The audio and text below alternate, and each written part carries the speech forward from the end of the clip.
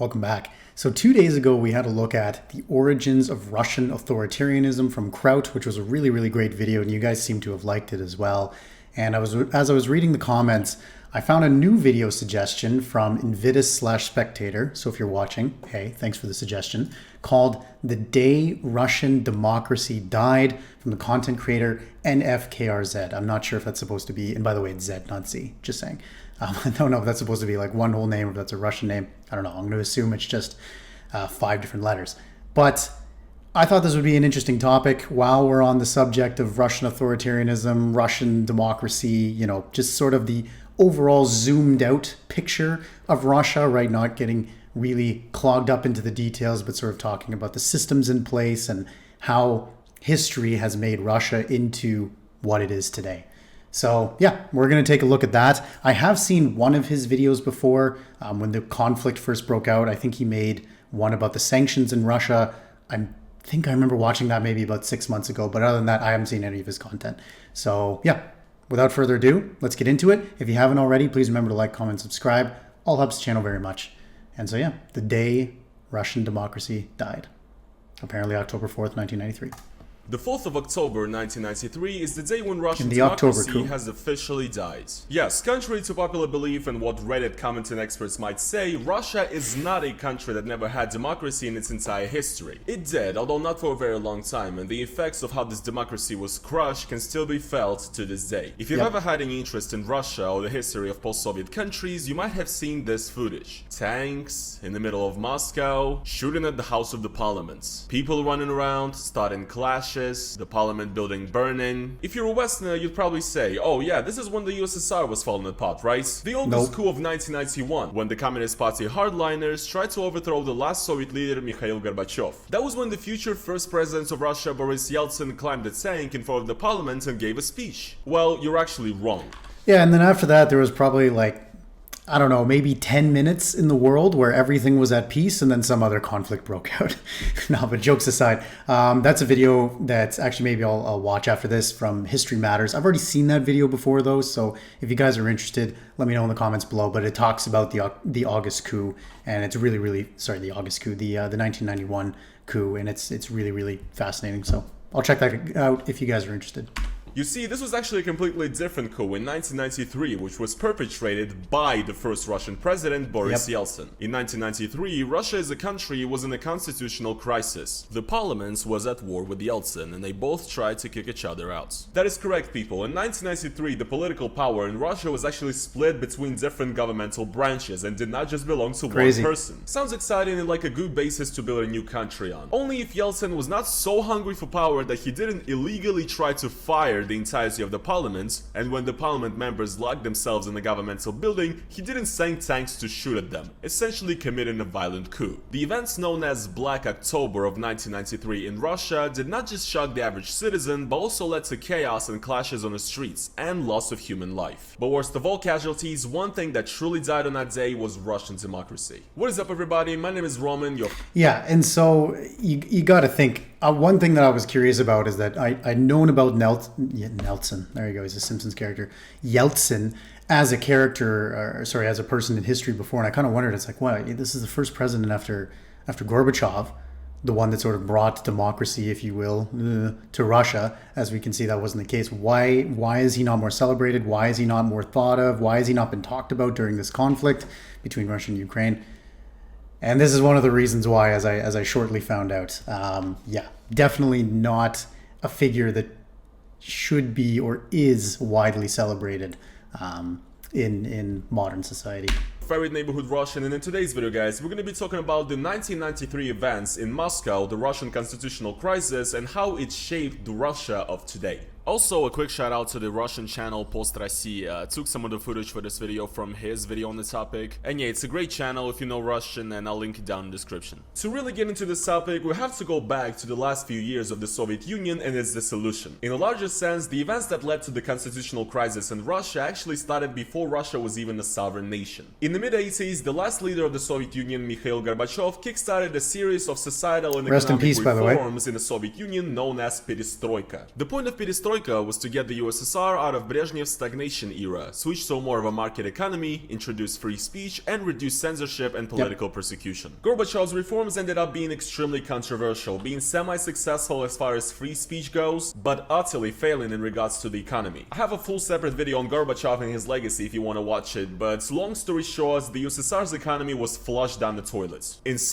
Yeah, and Gorbachev actually believed that this would strengthen socialism, right? He didn't think that by liberalizing sort of free speech policies, freedom of the press and everything, that it would break down the system. His intent was not to break down the system. And I think that's one thing that sort of is misunderstood slightly. His goal was not to dissolve the Soviet Union, right? The goal was to actually strengthen socialism and to become, very oversimplified, kind of like, not that he had the fortune of of seeing into the future, but sort of what China looks like now.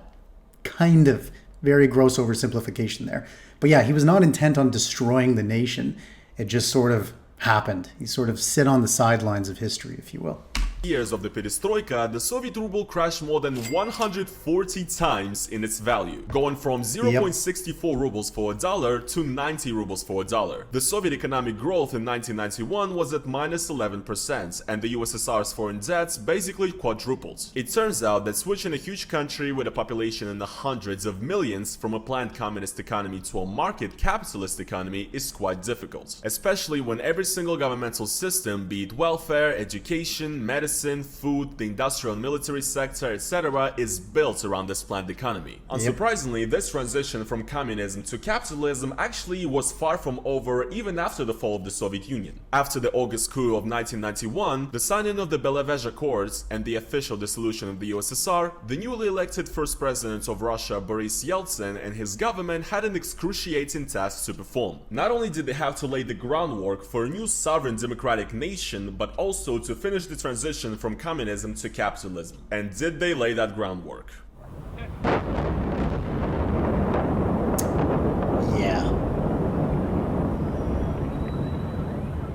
But before we get into the battle between President Yeltsin and the parliament that ended up in a coup that killed democracy in Russia, I would like to try to paint a picture of what Russia was like in those first few years. To put it short, it was vastly different. Modern Russia is often described as a super-presidential republic, where all the branches of government are technically independent from each other on paper, but in reality follow the directions of the president. The president decides who gets to be in the parliament, the constitutional courts, and so on, and all the branches of government have no real power against the president. That was not the case in 1990. So isn't that kind of more authoritarianism than a super presidential republic, but okay. 3. The president's power was limited quite a lot by the parliament, which at that time was called the Supreme Soviet of Russia. The parliament itself was a bit of a reminder of the Soviet era, because it was established to be similar in structure to the Supreme Soviet of the USSR. It consisted of democratically elected so-called people's deputies, and it was the highest organ of power in Russia that had the ability to veto or pass laws, fire and appoint governmental officials, and even impeach the presidents. So the governmental system was way more democratic than what we have today. The way the system was established is that in Russia there will never be a person who will be able to usurp all the power and basically do whatever he wants without any part of the government being able to object it. I'm sure that would never happen. Anyway, the government system was quite outdated though, because at the time Russia did not even have its own constitution yet, and the country technically functioned according to the Soviet Constitution of 1977, written in the times of Brezhnev. However, a new constitutional project was in the works, and the government seemed to be taking decent steps towards true democracy. What a great start for a new country. I'm sure they will not screw this up. Anyway, the society itself was also obviously way more free than it is in modern Russia. The majority of the media, for example TV channels at the time, were not owned by the government, and the media could not just criticize but openly mock the presidents and the governments with no repercussions. Freedom. You gotta wonder too, as the average Russian, all right, how amazingly different that would have been at this time, to be able to watch TV channels, read newspapers, and obviously people criticized the Soviet leaders behind doors. I mean, there's fantastic old Russian jokes if you ever look them up online. But yeah, just what a crazy transition that must have been, to think about freedom of the press as something new, something that a lot of people living in the West take advantage of, I think. Freedom of speech was at an all-time high and political persecution was at an all-time low. And don't get me wrong, I absolutely do not idolize the 90s in Russia. It was a time of poverty, decay, civil war, and insane gang violence. And overall, even though the government was built on democratic principles, it was still not good. However, there was a place for real debate and real discussion in the public sphere, and that is just something we could only dream of today. The economy was still awful though, and the empty shelves in grocery stores that became a symbol of Gorbachev's later years in power were still very much a thing. The industry was in a terrible state, and there was a real lack of supply of essential goods and food products in Russia, such as bread and potatoes. The government knew that they had to enact massive economic reforms in order to fully embrace the new market economy and also get things in order. Russia decided to undertake a sort of shock therapy for the economy. This shock therapy consisted of two reforms, and the first one was the so-called liberalization of prices. In the Soviet Union and in the first years of Russia, the prices for the majority of goods and services were dictated by the government. This led to a so-called economic imbalance in 1991, when the amount of money in circulation in Russia was 3 times higher than the total price of all purchasable goods on the market. And people were not rich either, by the way, so essentially people were not only quite poor, but they also could buy barely any food or necessities with the little money that they had because there was no food available. The demand was there, but the supply was not. The liberalization of prices meant that now prices for the majority of goods and services will no longer be controlled and restricted by the government. Salaries also got liberalized, and the government gave freedom to retailers. On paper, this reform was meant to kickstart the market economy in Russia and to increase the supply of goods. But what are the consequences? The government was sure that the prices will not see massive inflation, and therefore Russia would reach a decent economic balance. It all went horribly wrong though. Here's the cold hard facts. Even though the amount of goods has increased, the prices skyrocketed, making a lot of basic necessities unaffordable for the average person. Завтра мы встречаем Новый год, который, может быть, и принесет нам какие-нибудь радости, но совершенно точно добавит новые проблемы. Я имею в виду либерализацию цен. В магазинах уже появились товары по этим новым свободным ценам. К примеру, вот эти. А не шокирует никого это? Шокирует. Очень плохо. Плохо? Что будем делать, не знаю. Берет кто-нибудь мясо по новым ценам, нет? Берут. Берут все, что еще можно взять. Продукты, одежду, бензин. Все хотят купить хоть что-нибудь к празднику. Все хотят купить что-нибудь к подорожанию. The lack of a monetary reform alongside the liberalization actually led to the majority of the companies in Russia going bankrupt. The government basically started printing money and giving out huge loans to the agricultural and the industrial sector, which led to hyperinflation of 2,600% in the year 1992. That is absolutely insane. Магазин «Солнечный» после либерализации цен. Зал, как видите, полупустой и очередь за сахарным песком. Скажите, как вам цены на молоко? Ужасно. Чем детей кормить, непонятно совершенно. People's savings and salaries turned to dust in the blink of an eye. Poverty and unemployment went through the roof, and the economy only continued to tank. There are many different opinions on why this went wrong, but most Russian people and also the parliament blamed Yegor Gaidar, the Russian Minister of Economy at the time and one of Yeltsin's closest allies. He was the author. But I'm really curious just, and this is I guess more from an academic perspective than anything, but I'm really curious about why these price liberalization policies failed in comparison to other free market options that would have been available. If you guys know of any articles or academic sources or something like this, please put them in the comments below. I'd be really curious to read those actually. Of the price liberalization project. This unsuccessful reform was hated by the parliament, and it's basically what started driving a wedge between Yeltsin and the parliament, which... And the other question too is, what can you do, right? Has there been, I can't think of one off the top of my head, of a former communist country, I can't think of anything that went through, maybe Czech Republic or something. I don't know. I'm trying to think of former communist countries that really successfully transitioned over to capitalism and didn't have that short-term, big issues with inflation. Maybe Czech Republic or maybe Poland or something like this. Let me know in the comment section below, guys.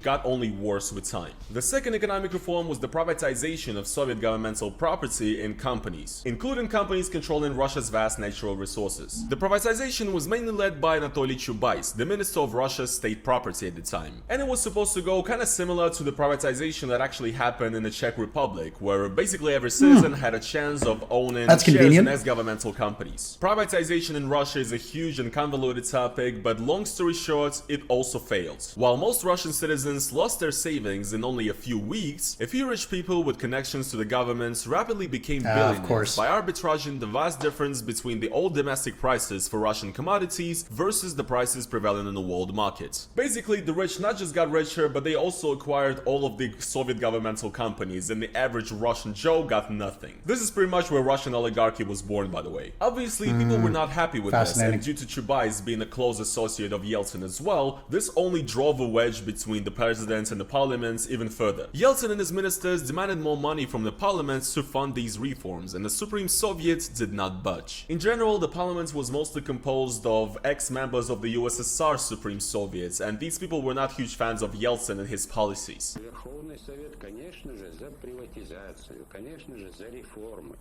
Именно Верховный Совет и принял еще в прошлом году специальный закон, регулирующий весь этот процесс. Так вот, этой программы нет. Проекта закона о приватизации нам не представляют. Приватизация идет хаотически. Практически предприятия и заводы попадают в руки мошенников, мафиозных структур и разных заезжих дельцов. This created a real conflict inside the governments. President Yeltsin was essentially claiming that the parliament is full of communists that don't want to help him usher Russia into a new era, while the parliament opposed a lot of Yeltsin's reforms and put roadblocks in their way. The full-on war between President Yeltsin and the parliament started in December 1992. Igor Gaidar, the creator of the price liberalization reform and many other economic reforms, was fired from his position of deputy prime minister of Russia by the parliament. This infuriated Yeltsin. During this month, the parliament also decided that Russia should conduct a public referendum in April of 1993 regarding a new constitution. Yeltsin, however, single-handedly decided that that is not going to happen. On March 20th of 1993, the president appeared with a public address to the people on Russian TV, in which he stated that the current constitution is no longer relevant and has no legal power, and that he is introducing a new special order of rule in the country. And so this sort of harkens back to the origins of authoritarianism, the video that we watched 2 days ago, of where that sort of power all goes upwards, right? It always goes upwards. That seems to be the level here, right? Is that a special order of rule? The president is singly introducing it, and I'm sure it is more complicated than it seems. There's only so much you can cover in a 30-minute video, but wow, okay. Whatever that means. However, it turned out a few days later that Yeltsin did not actually sign any decree like that. And 3 days after his TV address, the Constitutional Court of Russia deemed Yeltsin's actions unconstitutional, stating that there are grounds for Yeltsin to be impeached. I know guys, it's crazy, this was Russia in the 90s. Maybe all these Reddites are wrong and Russia is not destined to be a country ruled by tsars. On the 28th of March 1993, the parliament gathered to vote for Yeltsin's impeachment, but not enough votes in favor of it were cast, and Yeltsin remained president. After the impeachment failed, the head of the parliament, Ruslan Khasbulatov, proposed that Russia should conduct a nationwide referendum in April 1993, in which the people could voice their real opinion and show who they trust and who they side with more, the president or the parliament. The referendum was also supposed to decide whether Russia is going to conduct an early presidential election, an early parliamentary election, or nothing at all. Yeltsin and his administration agreed. The thing is, the referendum was basically useless. The citizens were asked to answer 4 yes or no questions. Question 1. Do you trust the president of the Russian Federation, Boris Yeltsin? 58.7%. Nice. I work in market research. That's my full-time career, and that is about as leading of a question as you can possibly give, and as vague as the question as you could possibly give. Nice. Voted yes. Question 2. Do you approve of the social and economic policies enacted by the President of Russia and the governments of Russia since 1992? 53% voted yes. Question 3. Do you think conducting an early election of the President of the Russian Federation is necessary? 50.5% voted yes. Question 4. Do you think conducting an early election of the People's Deputies of the Russian Federation is necessary? 67.2% voted yes. And also at the time, every single pro-Yeltsin advertisement and motto advertised that the people should vote yes, yes, no, yes, which became a sort of a meme. Да, да, нет, да. Да, да, нет, да. Да, да, нет, да. Да, да, нет, да. Да, да, нет, да. Мы строим новую Россию. So if the majority of the citizens actually did cast their votes like that, then it would be a win for Yeltsin, because then there would be a new parliamentary election and essentially the parliament would be replaced. And technically the majority of Russians actually did vote yes, yes, no, yes. Not only that, but elections back then in Russia were actually pretty trustworthy, and this particular referendum is considered pretty legitimate by most experts because there was no signs of voter fraud. Again, something that is very different in modern Russia. So I guess this is it, right? The referendum fixed the... Is this guy living in Russia? Is this...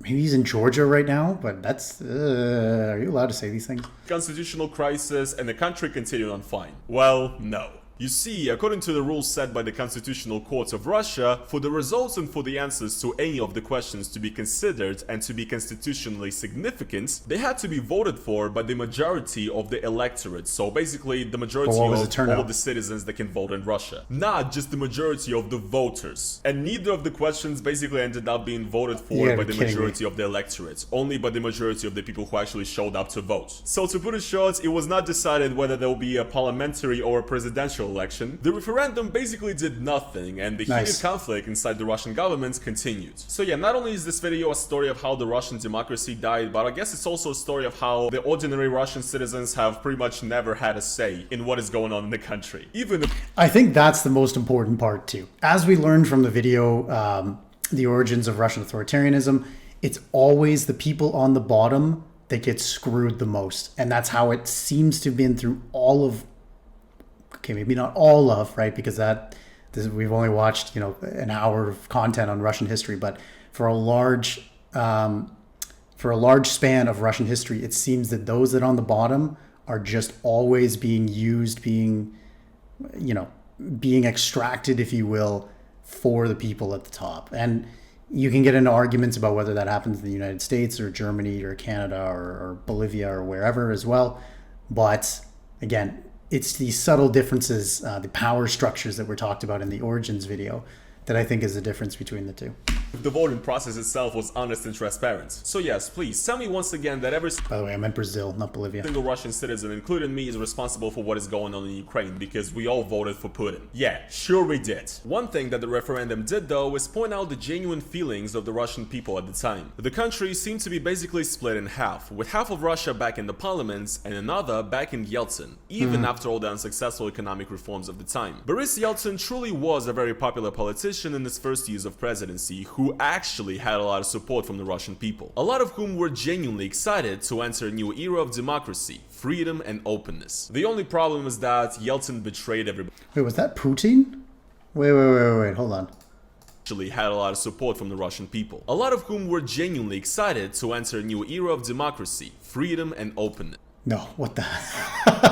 Okay, I'm just seeing Putin where he isn't there. The only problem is that Yeltsin betrayed everybody's hopes. A lot of people in Russia describe the events that followed as a mini civil war, and in a lot of ways it was one. On May the 1st, 1993, a Soviet Workers' Day holiday, a huge crowd of anti-Yeltsin people, largely composed of communist parties and their members, took to the streets with a protest. The crowd wanted to march to the Kremlin and demanded for Yeltsin to be removed from power. The police blocked off the roads, and when the crowd arrived at the barricades, massive clashes started, with the police using fire trucks and sending in riot police with shields and batons to disperse the crowd. The protesters also turned to violence, throwing rocks, using flagpoles as weapons, and even hijacking trucks, one of which ran over a policeman, killing him. This protest is remembered as one of the most violent ever in Russia's history, and even though the revolt was crushed, the stakes and the intensity of the crisis were only going up. The last attempts of Yeltsin and the Supreme Soviet to reconcile happened in June 1993, when both sides agreed to join each other for a constitutional hearing, in which they would discuss the future constitution and what it should be. Yeltsin proposed an entirely new project of a Russian constitution, while the parliament's leader Khasbulatov proposed a constitution mostly based on the Soviet one. Unfortunately, the hearing was a complete failure, and the sides did not come to any sort of agreement. This was the final straw. Yeltsin finally decided to strike at the parliament on September 1st, 1993. 1993, when he announced that he's firing the Vice President of Russia, Alexander Rudskoy, who was a prominent ex-member of the Supreme Soviet, accusing him of corruption and starting a criminal case against him. There were multiple problems with this. First of all, not only did it turn out later that the corruption accusations against Rudskoy were completely false and fabricated, but also, according to the active constitution and the law, the president of Russia had no rights to fire the vice presidents. Only the parliament had the right to do so.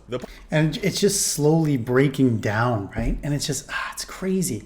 You know, I think of my own country, Canada, and it just, I can never imagine the prime minister doing something like this. Well, again, it's a little bit different in the parliamentary system where a deputy prime minister, but still, I can't imagine them sidestepping parliament and basically making decisions of their own. Yeah, it's, and before we get into the technical politics, I already hear you writing the comments. Things like this can happen, the special emergency order that happened with the truckers and all that, but it's not on the same scale. Parliament filed to the Constitutional Courts of Russia basically to try get Yeltsin impeached once again for breaking the law and breaking the constitution rules again. However, before Yeltsin got to be impeached, on the 21st of September, he went on live TV with an address to the nation yet again. This time telling the people that he just signed a presidential decree according to which he's not only firing the entirety of the Supreme Soviet of Russia and all the parliament members, but also stating that such a governmental organ as the Supreme Soviet of Russia now ceases to exist. Fuck Chief Keef, fuck all you, y'all is pussy. That's how I'm coming. Of course, according to the law, Yeltsin had no right to do this. So not only did he basically break the rules of the constitution, but he also literally did a coup. You guys know how during the Trump presidency in America, a lot of people were saying that Trump was gonna try to do a coup and basically is going to turn America into a dictatorship. And Trump was impeached as well, although he did finish his term. I mean, come on. A lot of people already compared Trump and Yeltsin because of their like wacky personality and antics, but this is a bit too much. Also, just how insane is this? Just imagine if Trump came out with a speech on TV while in office in which he said that he just signed an executive order to fire the entirety of the US Congress and the US Supreme Court, and also these organs are now cease to exist, by the way. It's absolutely unimaginable, but that is literally what Yeltsin did in Russia. Immediately after Yeltsin's address, the Supreme Soviet also came out with their own statements saying that Yeltsin's actions are unconstitutional and that he is no longer serving as the president of Russia. And they announced that the vice president Rudskoy, the guy that Yeltsin tried to fire, is now acting as president. The Supreme Soviet gathered inside the House of the Parliament. Here we go. Citizens that supported the parliament started gathering near the building, protesting against Yeltsin and building barricades, while the military encircled the building. The events basically turned into a siege of sorts when the pro-parliamentary citizens were guarding the parliament building and having fights with the military and other citizens. It was complete chaos for 2 weeks straight, and during those 2 weeks, Russia technically had two governments, with both of the governments claiming that the other is fraudulent. They both held their meetings, signed decrees and statements, while the people on the streets were brawling with the police, organizing militias, and camping outside of the parliament building. Yeltsin also turned off electricity and water in the parliament's building, just to drive the Supreme Soviet members out. The last 2 days of this constitutional crisis were the most memorable though. On the 3rd of October, the pro-parliament protesters broke through the police cordon around the parliament building, as well as driving the police out of the nearby Moscow City Council building. By the way, according to Rudskoy and other present pro-parliament protesters, they were being shot at by snipers from the city council building. Funnily enough, Bolden Bankrupt told me about this as well. He actually was in Moscow in October 1993, and he went to the parliament building to see what's up when his hotel staff explicitly asked him not to go there. Sounds like a Bolden Bankrupt thing to do, you know? Anyway, me and him were discussing this a while ago, and he also told me that down there in the crowd next to the parliament building, you could hear like sniper shots in the air and stuff. So yeah, the environment was obviously quite heated. The protesters that broke through the police cordon were given instructions by Rudskoy, telling them that it would be a good idea to also break into the... What flag is that? Black and yellow? Isn't that the Habsburg flag? Isn't that the Habsburg flag? What flag was that? Okay, I'm not going to stop the recording and look it up, but I'm going to look that up after. Put in the comments, please. What was that? Center, which is where Russia's main TV channels are based. The idea was to take control of the center, go live on several TV channels, and spread the parliament's message. Wow, look at the people here.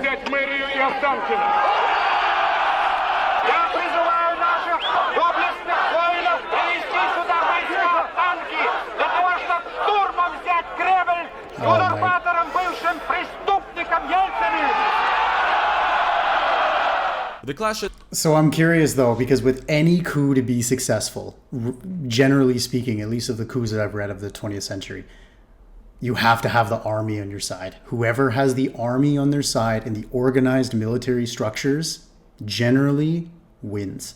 So let's see if he discusses that. near the Ostankino Center continued for the better part of the day with multiple casualties. The protesters rammed the truck inside the TV center and tried to enter it, but they did not manage to take control of any TV channel signal. The police actually opened fire on the protesters, which also led to multiple casualties. Meanwhile, pro-Yeltsin protesters were also gathering near different governmental buildings in Moscow, set to defend the buildings from the pro-parliament protesters if needed. Чего вы это делаете? Для чего вы ее тащите?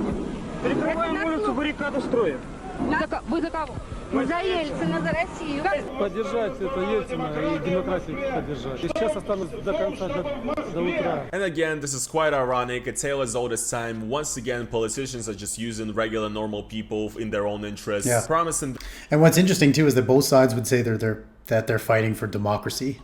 Right? That's the fascinating part. Them a future of freedom and democracy, when in fact those same politicians were actually about to take those freedoms and democracies away. And this footage is yet again proof that Yeltsin was a very popular politician, and a lot of people actually did support him, and a lot of people did want to strive for freedom and democracy. And the fact that this was actually a real movement makes what happened next even more ironic and tragic. In the meantime, Yeltsin still had his power, and as you might be able to tell, he had the police and the military on his side throughout this entire thing, which is basically what solidified his victory. The attempt to storm the TV center was the last straw, and Yeltsin declared a state of emergency in Russia. In the morning of October 4th, 1993, Boris Yeltsin sent tanks into the city center of Moscow and commanded the tanks to shoot at the parliament building. So there you go. So there's the answer, right? Whoever has the army on their side will win. So there's our answer. Which not only still had the Supreme Soviet members inside. I don't like to swear on this channel, but that is absolutely flippin' nuts. That a tank shot at the Parliament building. Wow. I'd only seen pictures of it before. I had known. It's a new word, noon.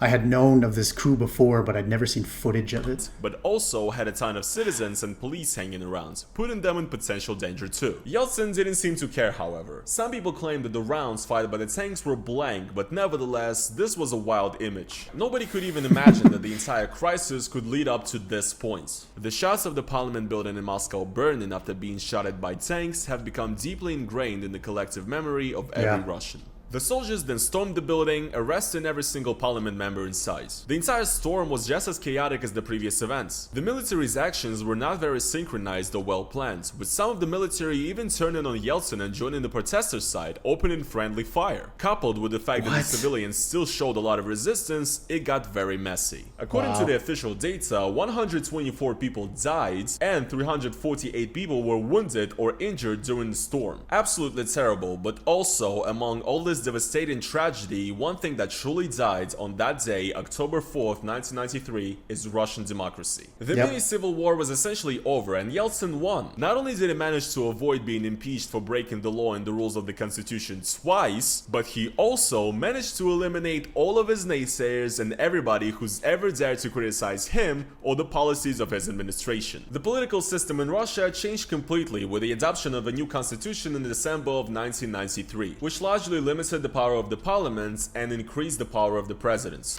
Which, correct me if I'm wrong, Putin would then go on to revise twice, maybe 3 times, I think. Correct me if I'm wrong on that one. So that was really it. Wow, that was really it. Shame. The Supreme Soviet of Russia was abolished and the parliament was remade from the ground up, now consisting of 2 main organs, the Federation Council and the State Duma, which both still exist and operate today. Yeltsin made sure that the new system and the new constitution will never let something like this crisis happen again. The parliament now could do barely anything to the president, and Yeltsin finally felt like he had a firm grip on power in Russia. It reminds me a lot of the Duma that Tsar Nicholas II that he put in for demands pre-World War I to put in the State Duma, but in reality he was still authoritarian monarch, right? He still had complete control over the country, and it was really no different than it was before, right? It was just a puppet parliament for all things, to make things short. It's really sad. I wonder if, though, I read a comment. I'm sorry, I can't remember it off the top of my head. Who commented it? You've commented quite a bit though, so thank you very much. Shout out to you. That post World War One, or sorry, pre World War One, there might have been a chance for the Tsar to have, reform, and there might have been a possibility of Russian democracy, but who knows? This, of course, did not make Russia an authoritarian country immediately. Even though Yeltsin now had way more political power, the freedom of speech was still there, and media and TV were not repressed for criticism of the governments or the presidents. That, of course, changed later. Some people actually argue that what Yeltsin did was quite necessary, stating that the Supreme Soviet of Russia was basically full of old communist bureaucrats that didn't want to see country reform and prosper, and if Yeltsin didn't do what he did, then Russia would immediately go back to being the Soviet Union. I personally really don't agree, and I think that Yeltsin killed Russian democracy. We had the potential to be a country in which the presidents would not have all the political power, in which the presidents could be challenged by the parliament, and a country in which the people might have more of a say in what's going on. And yes, this system did create a conflict, but in general, the parliamentary republic is one of the most popular and well-performing political systems in a civilized world, which makes sure that the system is set up in such a way that one leader cannot subvert it and turn the country into authoritarianism or dictatorship. Unfortunately, checks and balances. Yeltsin made a mistake because he created a system in which one person with bad intentions could basically get all the power to himself and do whatever he wants and be king. Yeltsin's hunger for power created Putin. The governmental system that we have in Russia right now started at this very moment, with tanks shooting at the parliament building in the middle of Moscow as a result of a violent coup. I also think 1993 being the end of Russian democracy was pretty obvious even in the 90s. The 1996 Russian presidential election is actually a pretty good example. In 1996, Yeltsin was running for his second term, and he was already very unpopular in the country. First of all, because of the Chechen war, and second of all is because he turned from a charismatic leader to a drunk old sick caricature of himself. Yeltsin's main rival in the election was Gennady Zyuganov, the leader of the Russian Communist Party. This guy's still alive and kicking, by the way. In 1996, there were still millions of communist sympathizers in Russia and those who wanted the USSR back. And the overall disdain of the people for Yeltsin made this election actually very close. The oligarchs, the media magnates, and everybody alike worked their hardest to promote Yeltsin in this election. And that effort pretty much saved Yeltsin's position in power. Check out this, what the oil tycoon Khodorkovsky, one of the most influential people in the country at that time, said in an interview. Почему выступали на его стороне, точнее, да. Давайте назовем так. Почему? Ведь это Потому что альтернатива. It's really sad that he has to put is considered a foreign agent because, so that means he's probably in Russia. Было чрезвычайное положение, потому что никто власть бы не отдал. Потому что как это делается, мы видели в 93-м и в 94-м году. И мы не хотели повторения этого в 96-м на улицах Москвы. Если бы побеждал Зюганов, то в стране начинался. Я сейчас не про Зюганова говорю. Зюганов не мог победить. Зюганов не мог победить. So yeah, and Yeltsin did end up winning the 1996 election. A lot of people were pissed, and the communist leader Zyuganov actually had the potential and the power to actually take people into the streets to protest, but he did not do it. Crisis was averted, and essentially Russia just stayed in this sort of status quo until Yeltsin's retirement in 1999. However, I honestly think that Yeltsin and his inner circle that were grabbing and fighting for power so hard that if Yeltsin lost that election, we might have seen the repeat of 1993 all over again, with a state of emergency being declared and tanks on the streets of Moscow once again. The events of October 1993 show that Yeltsin would not shy away from brute force and violence just to stay in power. And I think this is the precise moments in modern Russian history when the rule of law was completely thrown out and forgotten about. I mean, look, if the presidents can break the law and the rules of the constitution so openly and get away with it, what can your average policeman or a governmental clerk or a soldier get away with? Pretty much anything. Russia has never been the same ever since, and we still see... Which seems to be, as we saw from the last video for the third time, right? This seems to be sort of the repeat of history, right? Is that there was this brief shimmering light, but old habits die hard. The ripple effects of those Black October events till this very day. This is precisely why I think that Russian democracy died on October 4th, 1993. Thank you guys for making it all the way to the end. Yep. Actually, I hope you guys did enjoy it. If you guys did, slap the like on this video as well, guys. If you want to support me additionally, go down to the link in the description, become a member of my YouTube channel. Do it. He makes great content, it seems, at least from this one video. Yeah, wow, great video. I wonder, let's discuss in the comments. Who do you think was in the right? Was the parliament in the right? Was Yeltsin in the right? Very curious. And I just want to hear everyone's opinion on this. Who knows? Maybe I'll do a third video. If you guys have any suggestions for sort of 20th, 19th century Russia in a zoomed out systematic sense, let me know. Put them down in the comments below. Or join the Discord. That's the best place to do it because then I won't forget about it. Join the Discord and put it in reaction video suggestions. Thank you all very much for joining me. I hope you learned a lot. I certainly did. And this has been a super fascinating topic for me. So thanks for joining me. And I will see you guys in the next video. Take care.